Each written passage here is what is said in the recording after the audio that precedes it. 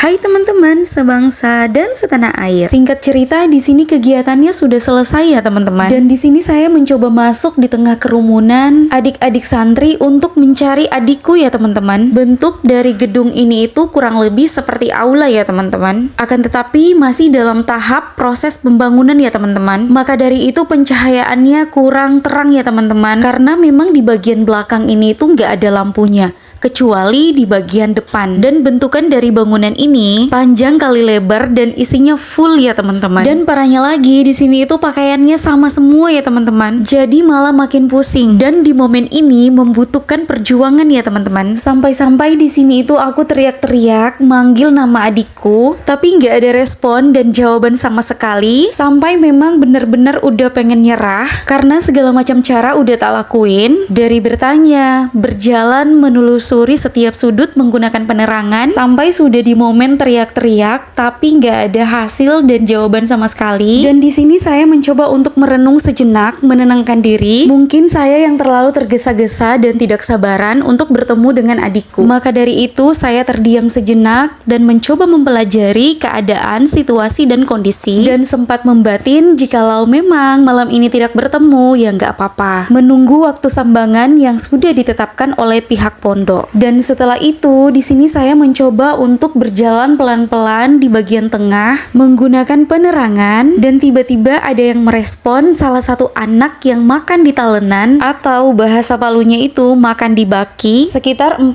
atau 5 orang yang mengelilingi baki atau talenan tersebut. Dan tahu nggak teman-teman siapa yang merespon pada saat saya berjalan menggunakan penerangan? Syukur alhamdulillah ternyata itu adikku ya teman-teman. Aku langsung disamperin, dipeluk, nangis saking senangnya karena udah ketemu. Di pertemuan kali ini tuh sangat membutuhkan effort ya teman-teman.